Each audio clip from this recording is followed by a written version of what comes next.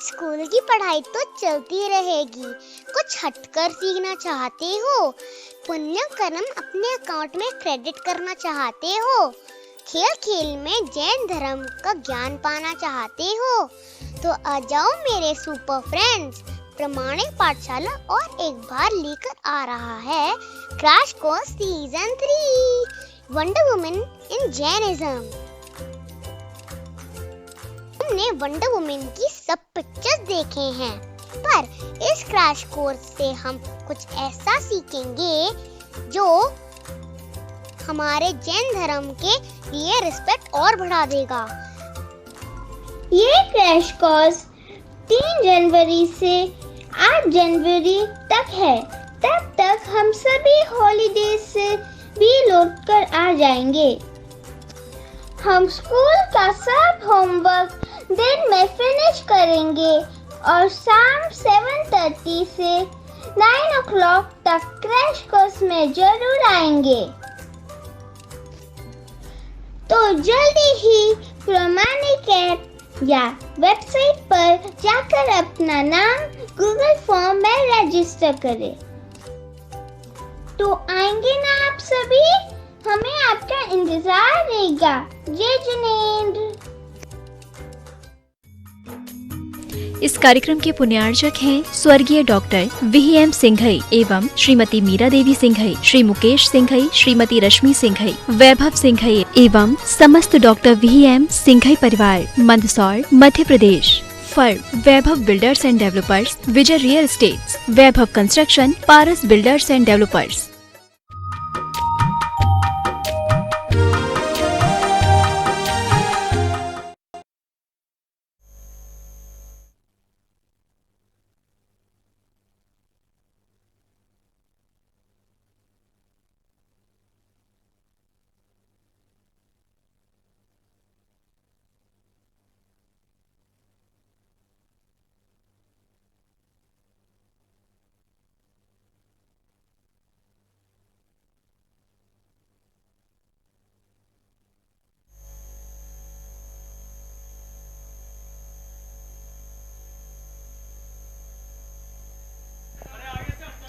ओम। बोलिए देवादिदेव एक हजारात पार्श्वनाथ भगवान की जय जय जय। श्रवण संस्कृति के उन्नायक प्रातः स्मरणीय संत श्रोमणी आचार्य भगवंत विद्यासागर जी महामुनिराज की जय जय जय। गुणायतन प्रणेता संका समाधान व भावना योग प्रवर्तक प्रखर वक्ता पूज्य मुनिवर श्री प्रमाण सागर जी महाराज की जय जय जय। परम पूज्य मुनिवर श्री अरहय सागर जी महाराज की जय जय जय।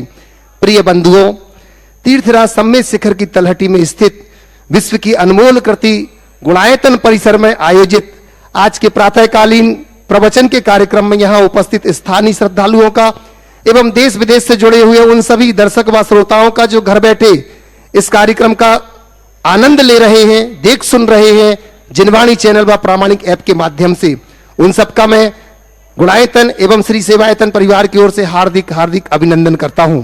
बंधुओं, हमें बड़ी प्रसन्नता है, लगातार लोगों ने गुणायतन से जुड़ने का अपना मन बनाया है। आज जो गुणायतन से जुड़े हुए हैं, मैं उनके नामों की उद्घोषणा करता हूं। बंधुओं, सबसे पहले जो निर्वाण निधि के रूप में जो जुड़े हुए हैं, उन मित्रों को मैं यहां पर जिन्होंने यहां सौभाग्य पाया है, श्रीमती पुष्पा जी, अंकिता जी जैन गंजबासौदा से, श्रीमती दर्शनमाला जैन धर्मपत्नी मगनटूला राम जी सपरिवार तिजारा अलवर से, श्री नेमीचंद जी जैन, श्री अजीत कुमार जी जैन दिल्ली से, श्री नरेंद्र कुमार जी, श्रीमती संगीता जैन, अवनीश जी, रिया जी, अभिषेक जी अकलतरा से, रूपचंद जी, ललित कुमार जी लाड़ बाई, सुनीता जी बूंदी से, श्री भोज कुमार जी, नीलम जी, अविरल जी, अनुष्का जी रावत भाटा से, श्री पंकज जी, प्रियंका जी जैन कोटा से, नीता जी, प्रमोद जी पाटनी औरंगाबाद से, श्रीमती शांताबाई जी, फूलचंद जी जैन औरंगाबाद से, श्रीमती नीता जी, प्रशांत जी गांधी मुंबई से, श्रीमती शिरोमणि जैन पुणे से, श्रीमती तनु गोयला पुणे से, श्री विनोद कुमार जी आदित्य जैन मोघा सहारनपुर से, और श्रीमती भगवती रमेश चंद जी जैन, श्रीमती अंजू राजेश जी जैन बेगमगंज से, स्वर्गीय अनुपमा दोषी जी की स्मृति में कैलाश चंद जी मोतीलाल जी दोषी नातेपुते से, श्री राजेंद्र कुमार जी जैन, श्रीमती प्रेमलता जैन भोपाल से, श्रीपाल जी अंकुर जी जैन, आरजव जैन, आयुषी जैन दिल्ली से। बंधु ये सब हमारे बीच में निर्माण निधि के रूप में जुड़े हुए हैं। निर्माण निधि में ये श्रीमती चंद्र प्रकाश जी पोहरे, श्री पंकज प्रकाश जी पोहरे पुलगांव से, और निर्माण मित्र के रूप में बंधुओं जो जुड़े हुए हैं श्री प्रभात कुमार जी जैन, श्रीमती रश्मि जैन, प्रमोद जी, सुभाष जी, सिद्धार्थ जी जैन बरेला से, बरेला परिवार भोपाल से। और बंधुओं एक और जो निर्माण मित्र के रूप में जुड़े हुए हैं कुमारी रितिका जैन, मास्टर समकित जैन न्यू दिल्ली से।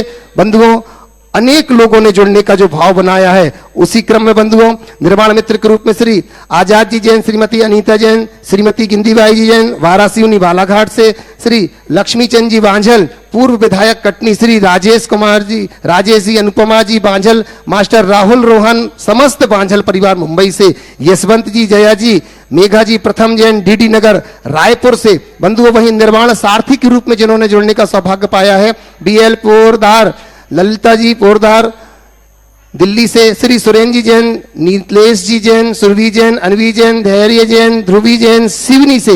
बंधुओं जो आज स्तंभ के रूप में जो जुड़े हुए हैं सूत्रधार से श्रीमती पुष्पा देवी जी, धर्मपत्नी स्वर्गीय साजन कुमार जी, श्री अनिल कुमार जी, सुनील कुमार जी, मनीष कुमार जी सपरिवार पुरुलिया से, और श्रीमती निर्मल जी धर्मपत्नी स्वर्गीय सुनील कुमार जी जैन, डॉक्टर मुनीष जी जैन, हर्ष कुमार जी जैन जगराव लुधियाना से। बंधुओं हमें बड़ा हर्ष है जो आज शिरोमणि संरक्षक के रूप में हमारे बीच में जो आज जुड़े हुए हैं हमारे गुणायतन से। मैं उनके नामों की उद्घोषणा जरूर करना चाहूंगा। बंधुओं मुंबई से हमारे बीच में श्रीमान पदम कुमार जी, शशि जी सोनी परिवार, श्री अभिनव जी सलोनी जी सोनी, अपूर्व जी, अनुश्री जी, अनाहत जी सोनी परिवार। बंधुओं ये हमारे बीच में आज श्रोमणी संरक्षक के रूप में गुणायतन से जुड़े हुए हैं। इनका अभिनंदन करने के लिए मैं कमल जी, सुश्री सुनील जी से जो सीएफओ है हमारे इस गुणायतन के, निवेदन करता हूं कि वो आए और इनका आज अभिनंदन करेंगे। जोरदार कलतर ध्वनि से हम उनका अभिनंदन करते हैं। बंधुओं बड़ा सौभाग्य है जो लगातार लोग गुणायतन से जुड़ते जा रहे हैं। आपसे भी निवेदन करेंगे बंधुओं जिन्हें भी गुणायतन से जुड़ना हो वो प्रथम प्रातःकालीन शांति धारा के माध्यम से आप जुड़ सकते हैं। दोपहर को वो विधान के माध्यम से जुड़ सकते हैं। तो आज की मांगलिक क्रिया के लिए मैं बड़े हर्ष के साथ उन्हें आमंत्रित कर रहा हूं। श्रीमान मनीष जी सेठी सीकर से हमारे बीच में है। मनीष जी से निवेदन करता हूं कि अपने पूरे परिवार के साथ आएंगे और आज की मांगलिक क्रिया को करने का इन्हें सौभाग्य मिला। पूरे परिवार के साथ यहां पर पहुंचे आचार्य भगवंत के चित्र का अनावरण करेंगे। साथ ही साथ दीप प्रज्वलन कर गुरुदेव के चरणों का प्रक्षालन कर मां जिनवाणी समर्पित करने का सौभाग्य भी आज इस परिवार को मिल रहा है। मनीष जी सीकर से। बंधुओं इसी के साथ साथ मैं आपसे निवेदन करना चाहूंगा, हमारा गुणायतन परिवार आपसे निवेदन करता है कि अभी तक अगर आप गुणायतन से नहीं जुड़े हैं बंधुओं तो गुणायतन की विभिन्न सदस्य योजनाओं से एवं निर्वाण योजनाओं से जुड़ करके आप गुणायतन का सहयोग कर सकते हैं। बंधुओं आप देखेंगे लगातार गुणायतन में तीव्र गति से जो कार्य चल रहा है वो बहुत जल्दी ही आपको, जब यहाँ पर पंचकल्याणक प्रतिष्ठा होगी बंधुओं, विशाल जिनालय के साथ साथ आपको यहाँ मिथ्यात्व गुणस्थान से लेकर के अयोग केवली तक की यात्रा जो अभी तक हमने शास्त्रों में पढ़ी थी बंधुओं वो जीवंत रूप से देखने को मिलेगी गुणायतन के माध्यम से। बंधुओं ये पूज्य मुनिवर के आशीर्वाद से ही संभव हो पाया है। विश्व में ऐसा अन्यत्र कहीं और देखने को नहीं मिलेगा। लोग जब सम्मेद शिखर की यात्रा करने के लिए आएंगे बंधुओं उनके मन में एक और ललक होगी कि सम्मेद शिखर जा रहे हैं तो सम्मेद शिखर ही नहीं, हमें तो गुणायतन की यात्रा करना है। हमें मिथ्यात्व गुण स्थान से उठ करके हमें पहुंचना है बंधुओं उस अपूर्व भाव बनाते हुए बंधुओं अयोग केवली इसके ऊपर सिद्धत्व तक की यात्रा यहां पर आपको संपन्न करने को मिलेगी। मैं निवेदन कर रहा हूं, मनीष जी का परिवार आ रहा है, पूज्य श्री के कर कमलों में मां जिनवाणी भेंट करके करेंगे चरणों का प्रचलन। भागचंद जी, मनीष कुमार जी जैन, पंकज कुमार जी यहां पर उपस्थित हैं जो कि गुणायतन ट्रस्टी है सीकर से हमारे बीच में। महाराज श्री के कर कमलों में मां जिनवाणी समर्पित करें, आए और चरणों का प्रक्षालन करने का भी सौभाग्य मिलेगा। बंधु आपसे एक और निवेदन करना चाहूंगा, मध्यकालीन दोपहर को 1 बजे से यहां पर पूज्य श्री के आशीर्वाद से उन गणधर वलय महामंत्रों का उच्चारण संगीतमय विधान के माध्यम से यहां पर होता है बंधुओं। तो गणधर वलय महामंडल विधान में आप शामिल हो सकते हैं। एक बहुत अच्छी योजना हमारे गुणायतन परिवार ने आपको दी है कि अगर आप एक दिन के विधान के पुण्यार्जक बनते हैं तो एक के साथ बहुत सारी चीजें फ्री आपको मिल रही हैं। एक दो नहीं, परिवार के पूरे 8-10 लोगों को एक साथ गुणायतन आपको ठहरने की, भोजन की व्यवस्था देगा। एक दो नहीं, पूरे 3 दिवसों की आपके ठहरने और भोजन की व्यवस्था के साथ एक दिन के आप विधान के पुण्यार्जक बन सकते हैं मात्र 31,000 रुपए की राशि के माध्यम से। सिर्फ पूज्य श्री का यह भाव था कि लोग कैसे भी हो गुणायतन से जुड़ते जाएं, या कि उन्हें वह पुण्य का भाव यहां से लेकर के जाए जो उनके कर्मों के क्षय करने में सहायक हो। बंधुओं, अनेक व्रती लोग ऐसे हैं जो अन्यत्र दूर दराज देशों में रहते हैं, जिनकी भावना होती कि हम सम्मेद शिखर जाएंगे तो कैसे होगी हमारी व्यवस्था, कहां भोजन करेंगे, कहां ठहरेंगे। वो सब चिंता आप छोड़ दीजिए हमारे गुणायतन के ऊपर बंधुओं। आप तो यहां पर आ जाइए, सारी व्यवस्थाओं के साथ एक दिवस आप संगीतमय विधान करें और विधान के साथ साथ आप वंदना करके आप यहां ठहरने का सौभाग्य पाएंगे। पूज्य श्री का आशीर्वाद मिलेगा। बंधुओं, बिना किसी भूमिका के अब मैं पूज्य श्री के चरणों में सीधे पहुंच रहा हूं, जिनके वचनों को सुनने के लिए ना कि सिर्फ देश के अपितु अनेक विदेश के लोग दूर दराज से टकटकी लगाए बैठते हैं। और अनेक लोग तो ऐसे, कई तो ऐसे फैक्ट्री वाले लोग हैं जिनकी बड़ी बड़ी इंडस्ट्रीज है बंधुओं, उनके जो वर्कर्स हैं, सैकड़ों वर्कर्स इस समय को काम को रोक करके महाराज श्री आपके प्रवचनों को सुनने के लिए बैठते हैं। मैं आपके चरणों में वंदन करता हूं। जन जन के प्रिय पूज्य मुनिवर श्री प्रमाण सागर जी महाराज के चरणों की वंदना करते हुए आज के दिव्य मंगल प्रवचनों के लिए निवेदन कर रहा हूं। भो स्वामी नमोस्तु। आप सभी मेरे साथ करेंगे। भो स्वामी नमोस्तु नमोस्तु नमोस्तु। हो सभी लोग अपने दोनों हाथ जोड़ ले और मेरे साथ महामंत्र के स्मरण के लिए अपना मानस तैयार करें।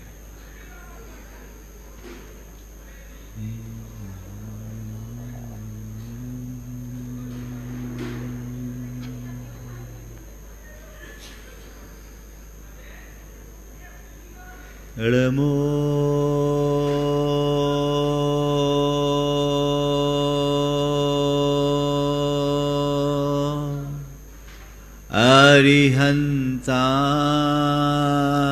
अरिहन्ताणं नमो अरिहन्ताणं नमो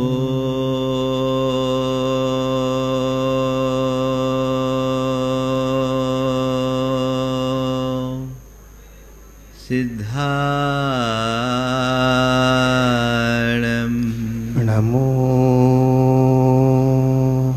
सिद्धाणं नमो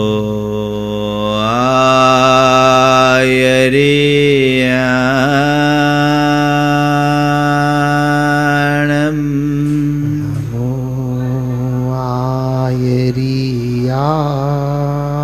आयर्याणं नमो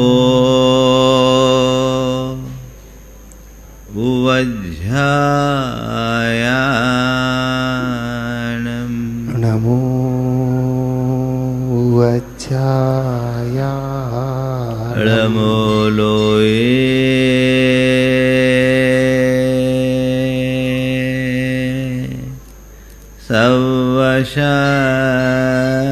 सवशाहुणं नमो लोये सवशाहुणं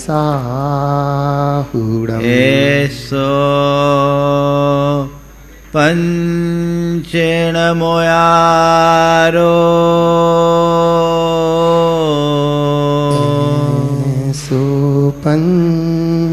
सुपंचणमुयारो सवपाव वनाशिनो सौपावपणासिनो मंगलालं च सवेशिं मंगलानं च सवेशिं परमं ओ मंगलम परमं ओय मंगलम्। जय बोलो देवादिदेव 1008 श्री भगवान महावीर स्वामी की जय जय जय। अहिंसा परमो धर्म की जय जय जय। परम पूज आचार्य गुरुवर श्री विद्यासागर जी महाराज की जय जय जय। गुणायतन प्रणीता शंका समाधान व भावना योग प्रवर्तक प्रखर वक्ता पूज्य मुनिवर श्री प्रमाण सागर जी महाराज जी की जय जय। मुनिवर श्री अरहय सागर जी महाराज जी की जय जय जय। हमारा जीवन बहुत तेज गति से बीतता जा रहा है। जीवन में हमने बहुत सारी चीजें पाई भी है और बहुत सारी चीजें गंवाई भी है।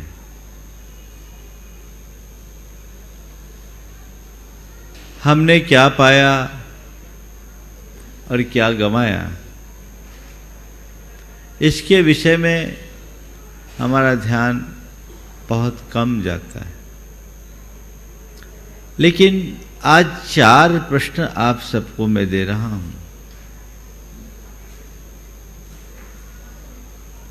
जिन पर अगर मनुष्य विचार करे तो वह अपने जीवन के लिए बहुत कुछ पा सकता है। ये 4 सवाल है जो किसी गैर से नहीं, खुद से पूछने के हैं। क्या मिला, क्यों मिला, कितना मिला और मेरा क्या। क्या मिला, क्यों मिला, कितना मिला और मेरा क्या। सबसे पहले सवाल, क्या मिला। कभी सोचा मुझे क्या मिला?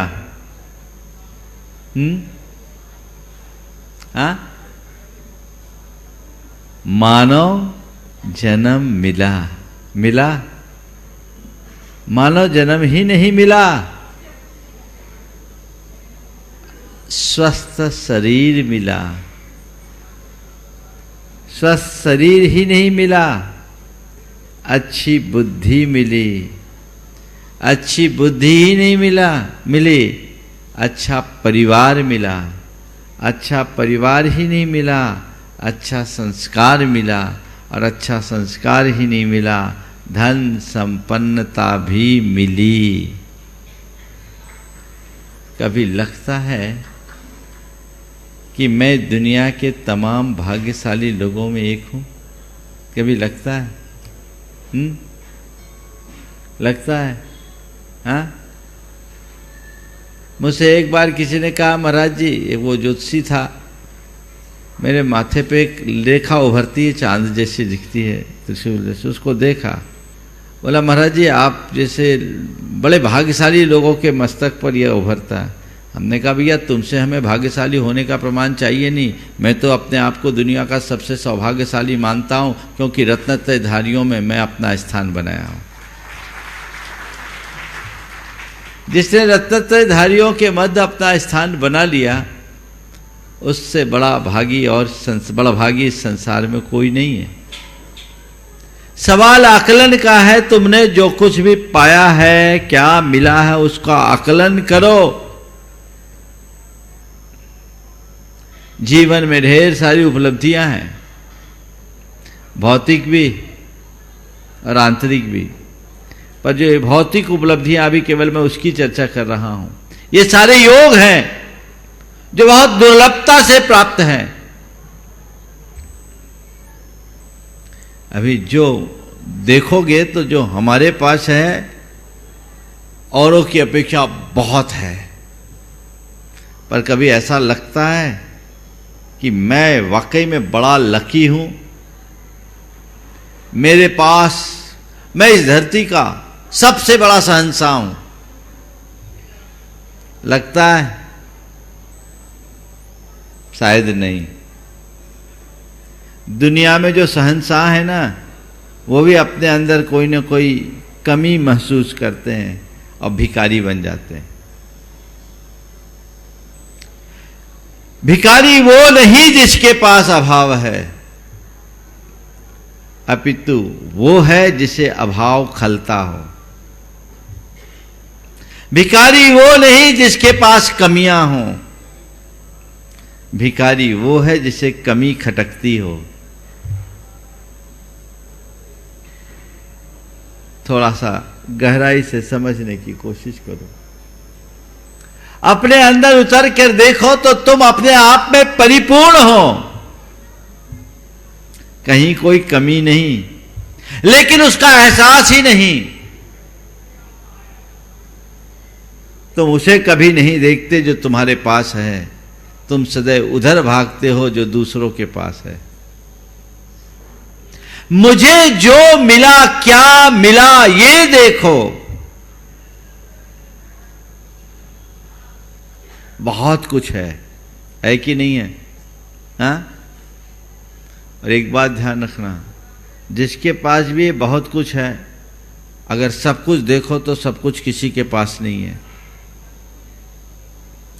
किसी के पास कुछ मिलेगा, किसी के पास कुछ मिलेगा, किसी के पास बहुत कुछ मिलेगा, पर सब कुछ वही पाता है जो अपने साथ जुड़े हुए बहुत कुछ से मुंह मोड़ता है। सब कुछ तो प्रभु के पास है। जिनने बहुत कुछ छोड़ा, चक्रवर्ती जैसा वैभव छोड़ दिया, तो देखा जाए तो बहुत कुछ है, और ये ऐसे नहीं मिला। कैसे मिला पता है आपको? कैसे मिला? क्या हुआ? ये सब चीजें आपके जीवन से जुड़ी है। क्यों जुड़ी? किसी की कृपा से, किसी ने खैरात में दे दिया। क्यों मिला तुम्हारे लिए ये सब चीजें, जो उपलब्धियां हैं, जो सारी संयोग तुम्हारे अनुकूल तुमसे जुड़े हैं, वो क्यों मिले? क्या हुआ? उत्तर मिल रहा है? क्या उत्तर है? बोलिए थोड़ा, मैं भी सुनूं। इतने दिन से तो आप लोग प्रवचन सुन रहे हो। हाँ, क्यों मिला? बोलो थोड़ा जोर से तो बोलो। पुण्य करने से मिला है ना? तो पुण्य करने से मिला है, इसका एहसास है? तो पुण्य करने से तो मिला, लेकिन क्या पाप करने को मिला है? किसके लिए मिला? पुण्य के योग से तुम्हें मिला है, इसमें कोई संशय नहीं। भाग्यशाली हो तुम। लेकिन पुण्य के योग से मिला है, पर पाप करने के लिए तो नहीं मिला। किसके लिए मिला? हाँ, पुण्य करने के लिए मिला है। और कर क्या रहे हो? हाँ, क्या कर रहे हो? थोड़ा जोर से तो बोलो। बिल्कुल, और निष्फिकर होकर कर रहे हैं। क्यों? क्योंकि मेरे लिए कर्म सिद्धांत अपनी व्यवस्था बदल देगा, ऐसा है। कितनी बड़ी कमजोरी है हमारी। मनुष्य अपने मोह माया की आसक्ति में पड़ करके, जान करके भी अनजान बन जाता है, और उसे जो कुछ हासिल करना, उससे भी वंचित हो जाता है। पुण्य के नियोग से यह सब चीज तुमने पाई है, तो इसका प्रयोग पाप में मत करो। पुण्य की कमाई को पुण्य में लगाओ, पाप में लगाने से बचो। क्या मिला, क्यों मिला? पुण्य के उदय से मिला है और पुण्य करने के लिए मिला है। किसके लिए मिला है? समझ गए? पुण्य करने के लिए मिला है, तो करो। तुम्हारे पास एक अवसर है, उस अवसर का उपयोग करो। अगर उसके विरुद्ध कुछ करोगे तो मामला गड़बड़ाएगा ना। गड़बड़ाएगा कि नहीं गड़बड़ाएगा? जिस पुण्य की कृपा से तुमने यह सब कुछ पाया, यदि उस पुण्य को ही गंवा दोगे तो हासिल कुछ भी नहीं होगा। केवल हर व्यक्ति को केवल एक बात सोचना है कि मैं पुण्य कमा रहा हूं या पुण्य खपा रहा हूं। क्या कर रहे हो? और एक बात और बताऊं, पुण्य को कमाने में कठिनाई है, पर पुण्य को जो खपाते हैं ना, वो केवल पुण्य को खपाते नहीं, जब पुण्य को खपाते हैं तो पाप भी कमाते हैं। अपनी बैलेंस शीट खोल के देखो ना, क्या स्थिति है तुम्हारी, क्या स्थिति है। हकीकत प्रकट हो जाएगी। तो जो मैंने सारे संयोग पाए हैं, उनका मैं प्रयोग कैसा कर रहा हूं, पाप में या पुण्य में। बार बार ये सारे संयोग नहीं मिलने वाले। बहुत दुर्लभता से हमने ये सब चीजें पाई हैं। सड़क चलते तुमने अनेक बार ऐसे दीनहीन लोगों को देखा होगा जिनके लिए खाने को दाना नहीं, पहनने को कपड़ा नहीं, रहने के लिए छत नहीं। जो भिखारी हैं, दूसरों की कृपा पर जिनका शरीर आश्रित, जीवन आश्रित है, और उसके साथ दरिद्रता के साथ साथ अपाहिज हैं, शरीर में गलित कुष्ठ है, तन पर बैठी मक्खी को भगाने में भी जो लाचार है। देखा कभी ऐसे लोगों को? कभी मन में ख्याल आया कि इसकी जगह मैं होता तो मेरा क्या होता? बोलो, आता है कभी ख्याल? शायद नहीं।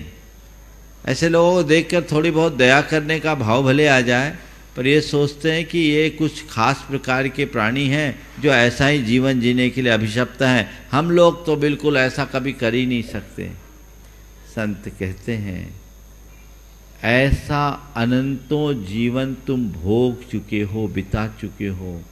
पाप में रत होकर तुम मनुष्य होकर के भी पशुओं से गए बीते जीवन जीने के लिए बाध्य हुए हो, और आज पाप में रस लोगे तो कल वही स्थिति को तुम्हें भोगना पड़ेगा, उसका सामना करना पड़ेगा। संसार में जब भी किसी अभावग्रस्त को, किसी परेशान को, किसी दुखी को, किसी पीड़ित को देखो तो मन में एक ही बात का संकल्प लो और एक भाव जगाओ, हे प्रभु, मेरे जीवन में ऐसा कोई पाप ना हो जिससे मुझे इन सब का, इन परिस्थितियों का सामना करना पड़े, ऐसे दुखों को भोगना पड़े, और अपने आप को बचाओ। इससे पाप भीरुता का भाव प्रकट होगा, और यही पाप भीरुता तुम्हारे जीवनोत्कर्ष का आधार बनेगी। वैसी दृष्टि अपने अंतरंग में जगाने की जरूरत है, पर बहुत कम सोचते हैं। आज तुम्हें मिला है, मौज मस्ती में ही लगा रहे हो। कब तक चलेगा ये? कब तक चलेगा? एक दिन खलास हो जाओगे, फिर हाथ में क्या आएगा? कल मैंने कहा था, जितना संचित करके लेकर आए हो उससे ज़्यादा अर्जित करके जाओ, है ना? आप लोग अर्जित करने में लगे भी रहते हो, खूब अर्जित करते हो। महाराज हम तो यही अर्जित ही करते हो और आपसे भी आशीर्वाद चाहते हैं, ऐसा आशीर्वाद दो कि खूब अर्जित होता रहे। पर एक बात कहता हूँ, जिसे तुम अर्जित कर रहे हो वो तुम्हारे जाते समय सब विसर्जित हो जाएगा, तुम ले जा नहीं सकते। उसे अर्जित करो जो तुम्हारा है, तुम्हारे साथ जाने वाला है। उस शाश्वत तत्व को अपनाने की कोशिश करें, अन्यथा एक दिन कहानी सब बिगड़ जाएगी। कहीं तुम्हारे साथ भी वो पुनर्मूस को भव जैसी कहावत चरितार्थ न हो जाए। बड़ी पुरानी कहानी है। एक संत ध्यान में निमग्न थे। एक चूहा उनके पास हाँफता कांपता हुआ आया, बड़ा घबराया हुआ था। उसने कहा, गुरुदेव बचाओ बचाओ बचाओ। संत की दृष्टि उस चूहे पर पड़ी। पूछा, क्या बात है? बोले, गुरुदेव वो बिल्ली मेरे पीछे पड़ी है, आप मुझे बचाओ। संत ने कहा, तुझे बिल्ली से खतरा है? चल मैं तुम्हें बिल्ली बना देता हूं। उन्हें वाक सिद्धि थी, वचन सिद्धि थी। कह दिया, मार जा रो भाव। देखते ही देखते वो चूहा बिल्ली का रूप ले लिया। 2 दिन बाद वो बिल्ली फिर कांपती हुई आई, कही, प्रभु बचाओ। क्या हो गया? बोले, वो कुत्ता मेरे पीछे लगा है। चल तुझे कुत्ते से खतरा है, मैं तुझे कुत्ता बना देता हूं, स्वानो भव। और वो बिल्ली कुत्ता बन गई। हफ्ते भर बाद वो कुत्ता आया, कहा, प्रभु बहुत परेशान हूं, क्या बना दिया आपने मुझे? क्या बना दिया आपने मुझे? तो क्या हो गया? बोले, हर जगह दूर जाता हूं और बच्चे लोग भी मुझे पत्थर मार मार करके परेशान करते, मैं परेशान हो गया, आप तो मुझे मुक्ति दिलाओ। बोले, क्या बनना चाहता? बोले, मुझे तो आप वन का हिरण बना दो। बोले, जाओ मैं तुझे मृग बना देता हूं, मृगो भव। और वो क्या हो गया? क्या बन गया? हिरण बन गया। और एक दिन वही हिरण एकदम तेजी से दौड़ता हुआ आया और कहा, प्रभु त्राही माम, मुझे बचा लो बचा लो बचा लो। अब क्या हो गया? बोले, वो शेर मेरे पीछे लगा है, आप बचाओ नहीं तो लपक जाएगा, लील लेगा। संत ने कहा, ठीक, तेरे को शेर से खतरा है, मैं तुझे आशीर्वाद देता हूं, मृगेंद्रो भव, शेर बन जा। वो हिरण शेर बन गया। अब क्या था? शेर क्या बना? उसकी बुद्धि भी वैसी हो गई। एक रोज वो सोचता है, इन साधु संतों का कोई ठिकाना नहीं, अभी मुझ पर प्रसन्न है, इन्होंने मुझे चूहे से शेर बनाया, पर जो चूहे से शेर बना सकता है वो शेर से चूहा भी बना सकता है। इसलिए अभी तो मैं शेर हूं, ताकतवर हूं, क्यों ना अभी मैं उन्हें अपने रास्ते से अलग कर दूं, ताकि पूरे जीवन में शेर बन करके घूमता फिरूं। इस ख्याल से वो आया और संत पर झपट्टा मारने ही वाला था कि संत ने उसके मनोभाव को ताड़ लिया, और जैसी वो झपट्टा मारता, संत ने कहा, पुनर्मूस को भाव। वो शेर चूहे की शक्ल में बदल गया, जहां के तहां आ गया। कहानी आप लोगों को रोचक लगी है ना? ये कहानी किसकी है पता है? ये हमारी तुम्हारी कहानी है। काल्पनिक है पर इसका कथ्य बड़ा सत्य है। सच्चे अर्थ में देखा जाए तो हम तुम जैसे प्राणी एक इंद्रिय से आज इस मनुष्य पर्याय तक पहुंचे हैं, पुण्य के कृपा से। पुण्य ने हमें हमेशा आगे बढ़ाया है, पुण्य ने हमें हमेशा अनुकूलता दी है। पर जिस पुण्य के निमित्त से हमने यह सब पाया, जब मनुष्य उसी पुण्य को भोगने लग जाता है तो फिर उसके लिए कहा जाता है पुनर्मूसको भव, पुण्य से यहाँ आए हो और पुण्य को खाओगे तो जिस निगोद से आए उसी निगोद में पहुंच जाओगे, फिर तुम्हें वहीं सड़ना होगा, वहीं तुम्हें गलना होगा, यही तुम्हारा चक्र चलेगा। इसलिए इससे बचिए। कभी मन में ख्याल आता है, हाँ? बदलाव आना चाहिए, अंदर की सोच बदलनी चाहिए। तो पुण्य से तुमने पाया है, पुण्य के प्रताप से तुमने पाया है। किसके लिए? पुण्य के लिए। अपने मन से पूछो, पाप के लिए तो मन 24 घंटे तैयार रहता है, और पुण्य के लिए बोलो। अच्छे कर्म के, बुरे कर्मों के प्रति तुम्हारे मन में जैसे अभिरुचि और उत्साह होता है, क्या अच्छे कर्मों के प्रति वैसा उत्साह और वैसी रुचि है? और है भी तो कितनी देर? 1 घंटे की पूजा करोगे तो 3 बार घड़ी देखोगे। 3 घंटे की मूवी में कुछ देखते हो? बोलो, हाँ? कैसी विडंबना है।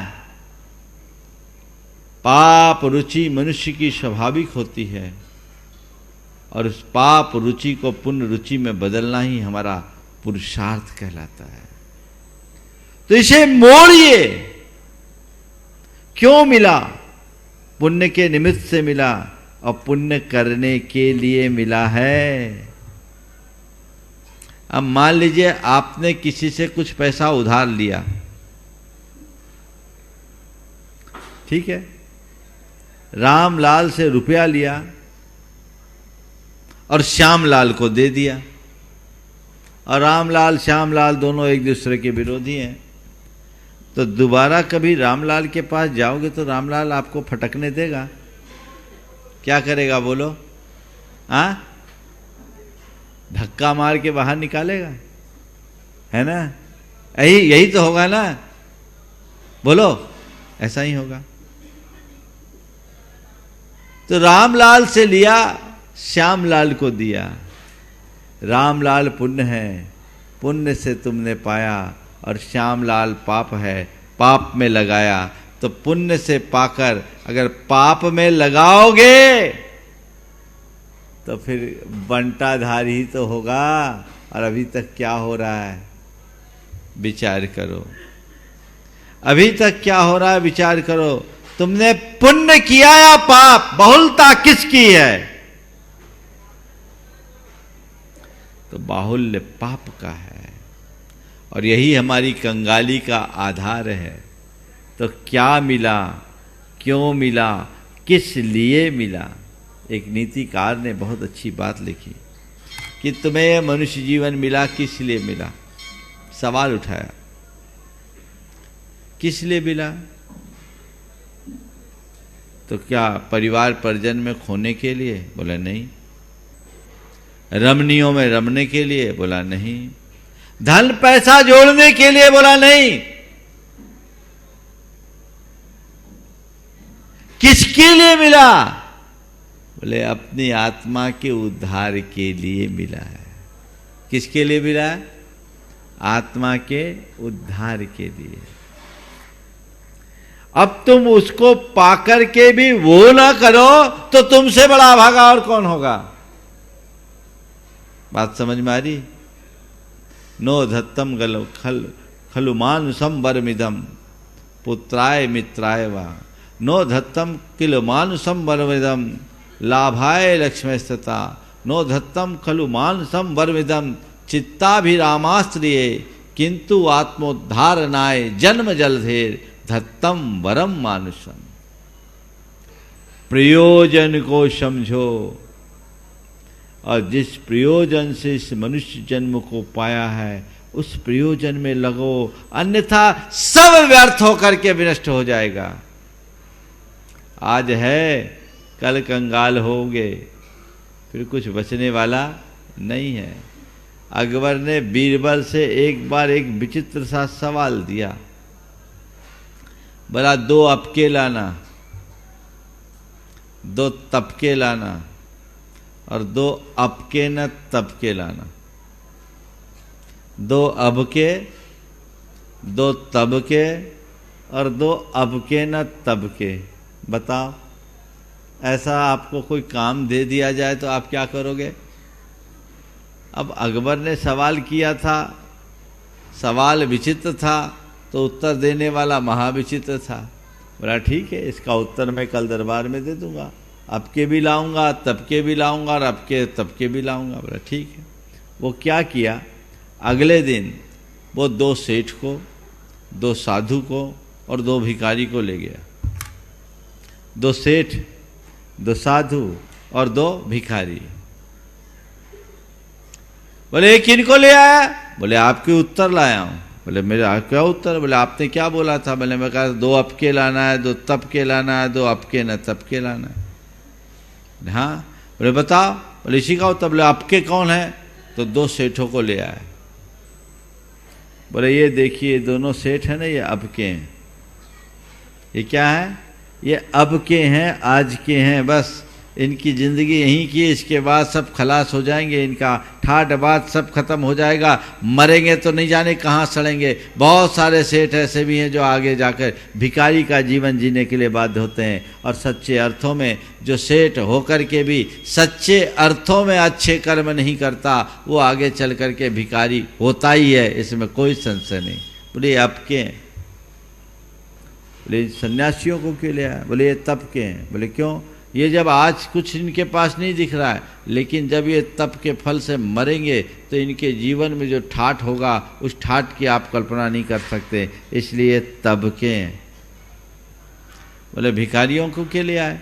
बोले नहीं, अब के न तब के, न पहले कुछ किया जो इनको आज मिले, न अभी कुछ कर रहे हैं जो भविष्य में मिलेगा, न अब के न तब के। तो भैया क्या बनना है?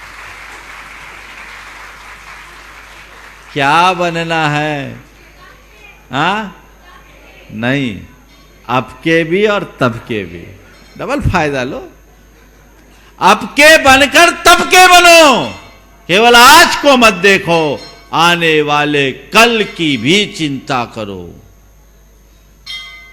और आने वाला कल तुम्हारा तभी उज्जवल होगा जब तुम आज को सफल करोगे। जो आज को सफल नहीं करता उसका आने वाला कल भी विफल होता है। इसलिए आज अपने आप को संभालो। अब के तो मैं हूं, सब मेरे पास है, लेकिन इतने में मुझे संतुष्ट नहीं करना, ये तो यहीं छूट जाएगा। मुझे तब के लिए भी कुछ करना है, इसके लिए ठानने की जरूरत है। ये उद्योग, ये पुरुषार्थ निरंतर होते रहना चाहिए। तो भौतिक जीवन की संभाल के लिए पुण्य की जरूरत है, और आंतरिक जीवन की संभाल के लिए ज्ञान की जरूरत है। अभी आगे एक बात, जो मुख्य चौथी बात आप सबसे कहूं, उससे पहले एक और कहानी याद आ गई। हमारा जो भी जीवन है निसंदिग्ध रूप से पुण्य के बिना आगे नहीं बढ़ता, और मनुष्य पुण्य का फल तो चाहता है, पुण्य करने के लिए उत्साहित नहीं होता, जिस पर हमारा पूर्ण ध्यान होना चाहिए। एक राजा था, वो हाथी पर सवारी निकली, हाथी पर चढ़कर जा रहा था। फिर जब किला आया तो किले पे चढ़ाई थी खड़ी, तो उसके लिए घोड़ा आया, वो घोड़े पे सवार हो गया। फिर आगे चला, तंग गलियां आई जिससे घोड़ा भी नहीं जा सकता, तो पालकी आई, पालकी पे सवार होकर वो राज दरबार में बैठ गया। गलियों में घोड़ों से गया और फिर अंदर राजमहल के द्वार से दरबार तक वो पालकी पर सवार होकर के गया। और जब पालकी पर सवार हुआ, सिंहासन में विराजमान हुआ, तो दो दासियां आकर के उनका पैर दबाने लगी। तो ये दो सखियां पूरा माजरा देख रही थी। बड़ी पुरानी कहानी है, थोड़ा ऐसे अच्छे से समझना। इस पूरे माजरे को दो सखियां देख रही थी और एक ने दूसरे से सवाल किया, हाथी चढ़ घोड़े चढ़ो बैठ पालकी माई। हाथी चढ़ घोड़े चढ़ो बैठ पालकी माई, और कब के थाके हे सखी अबे दबावत पाए। हे सखी मैं क्या देख रही हूं, पहले तो हाथी पे चढ़े, फिर घोड़े पे चढ़े, और फिर पालकी पे चढ़े, और फिर बैठ गए तो उनके पांव दबा रहे हैं। ये थके कब जो इनके आज पांव दबा रहे हैं? समझ गए? हाथी चढ़ घोड़े चढ़ो बैठ पालकी माही, और कब के थाके हे सखी अबे दबावत पाए। तो जो जवाब दिया वो ध्यान देने का है। भू सूत्यो भूख्यों मरियो। उसने कहा सखी तुम नहीं जानती, मैं इन्हें पहचानती हूँ, अच्छे से पहचानते। बोले क्यों? ये जो दिख रहे ने ये नहीं है इनका, एक कहानी इनकी और है। बोले क्या है? बोले भू सूत्यो भूखो मरियो कीनो उग्र विहार, और तब के थाके हे सखी अभी दबावत पार। तब के थाके हे सखी अभी दबावत पार। तुमको पता नहीं ये पिछले जन्म में मुनि थे, खूब तपस्या किया, धरती पर शयन किया। भू सूत्यो धरती पर सोए, भूखों मरियो खूब व्रत उपवास किया, और कीड़ों के विहार पूरे जीवन पैदल विहार किए। तब के थाके हे सखी अबे दबावत प्यार। बात केवल इतनी सी समझने की है कि जितने भी अनुकूल संयोग है वह सब तुम्हारे पूर्व के तब जन पुण्य का सुफल है। इसे भोगो मत, इसे सुरक्षित करो। पुण्य के भोग में पाप बंधता है, और पुण्य के फल के त्याग में पुण्य बढ़ता है। तय तुम्हें करना है, हमें क्या करना है। पुण्य के भोग में आकुलता है, पुण्य के भोग में आकुलता है, और पुण्य के फल के त्याग में शांति। तय करो क्या करना है। भोग नहीं, त्याग को अपने जीवन का आदर्श बनाओ। और इन तीनों बातों पर विचार करने के साथ आखिरी चौथी बात है मेरा क्या। इसे हमेशा याद रखो। ये जो अनुकूल संयोग मिले वो भी मेरे नहीं, और जो प्रतिकूल है वो भी मेरे नहीं। मेरा क्या? मेरा तो बस मैं हूं और कुछ भी नहीं। न तन मेरा, न धन मेरा, न वसन मेरा, न परिवार मेरा, न परिजन मेरा, कोई भी मेरा नहीं है। सब जड़ संयोग है, मेरा केवल मैं हूं। मुझे उसे संभालना है। चीजें मेरे पास हो सकती है, मेरी नहीं है। मेरा तो केवल मैं हूं। एगो में शासदो आदा नान दंसन लखनो, शेषा में बाहिरा भावा सब्वे संजोग लखना। इस बात को गांठ बांध कर रखो।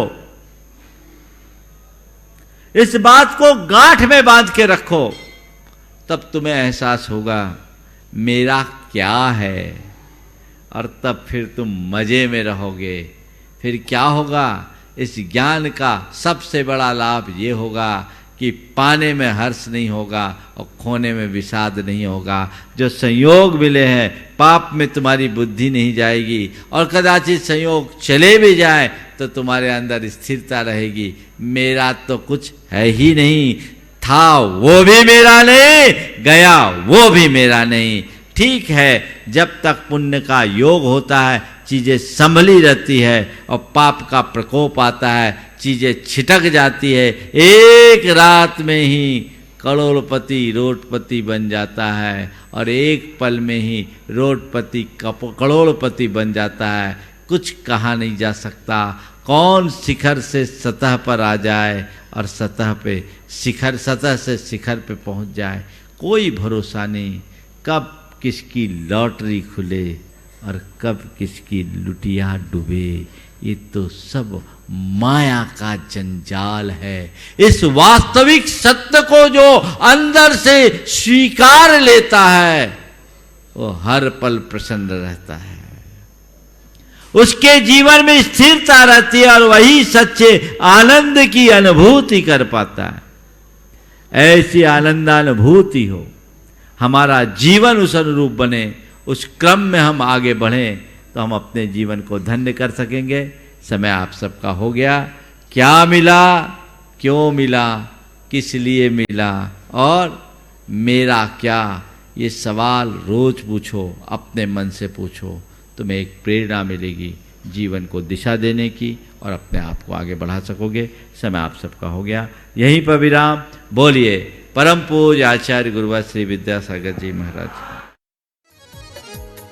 इस कार्यक्रम के पुण्यार्चक थे स्वर्गीय डॉक्टर VM सिंघई एवं श्रीमती मीरा देवी सिंघई, श्री मुकेश सिंघई, श्रीमती रश्मि सिंघई, वैभव सिंघई एवं समस्त डॉक्टर VM सिंघई परिवार, Mandsaur, Madhya Pradesh. Firm Vaibhav builders and developers, Vijay real estates, Vaibhav construction, Paras builders and developers.